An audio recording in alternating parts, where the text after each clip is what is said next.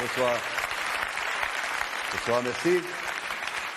Je m'appelle Sylvain Larocque, je suis Canadien. Vous allez voir que l'accent canadien, c'est très simple. En fait, nous utilisons les mêmes mots. Ils sont prononcés différemment. Par exemple, au Canada, le mot connard devient connard. Le mot culture devient culture. Le mot affaire devient affaire. Et le mot américain devient connard sans culture qui devrait se mêler de leurs affaires. On a des points. Nous avons des points en commun. La langue française est notre point commun. Et je suis un amoureux de la langue française. Je trouve que c'est une langue qui est belle, qui est précise, qui est sexy, mais elle est très compliquée à apprendre. Vous vous souvenez de la petite école? Au début, ils nous apprennent l'alphabet, les lettres. Et ensuite, ils prennent les lettres et ils nous montrent comment construire des mots avec ces lettres. Jusque-là, tout va bien. Sauf qu'un matin, j'habitais chez ma tante pour l'été, et ma tante m'a dit « Sylvain, petit connard, je t'ai laissé un mot sur la table. » J'ai lu son mot, ça disait « Va chercher du lait au supermarché. » Va chercher du lait au supermarché. Elle dit qu'elle m'a laissé un mot. Mais en fait, elle m'a laissé 6 mots. Mais je suis confus, moi. J'ai 6 ans, je suis en première année, j'ai 6 ans. Alors, je suis allé voir mon professeur de français de l'époque, M. de Montalembert, et je lui ai demandé, « Monsieur de Montalembert, ma tante m'a laissé un mot, il y avait 6 mots dedans. » Oui, mais c'est normal, mon petit Sylvain.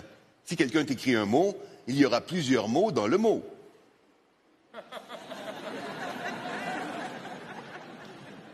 Il y a plusieurs mots dans le mot.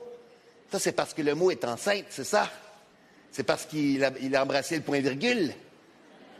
Mais s'il peut y avoir plusieurs mots dans un mot, c'est quoi le maximum de mots qu'il peut y avoir dans un mot? 200, 300? Non, mon petit Sylvain. Si quelqu'un t'écrit un mot de 200 ou 300 mots, ça devient beaucoup plus qu'un mot. Ça devient une lettre.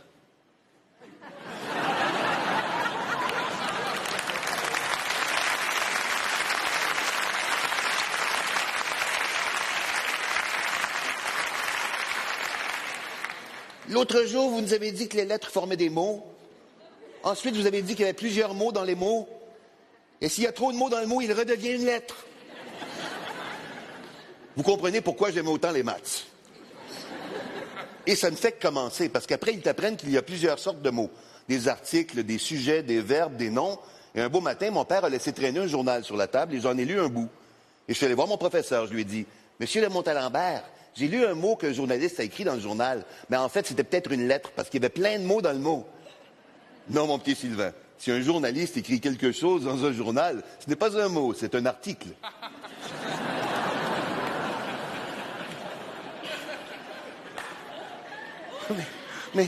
Mais l'autre jour, vous n'avez pas dit que l'article était une sorte de mot, comme le sujet, le verbe ou le nom?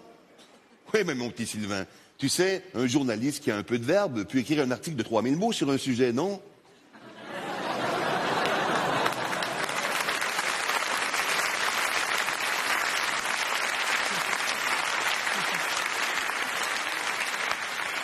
Moi, je vais m'écrire un mot pour m'en souvenir parce que je vais l'oublier. Non, tu vas prendre une note. Ne mêlez pas la musique à ça, s'il vous plaît.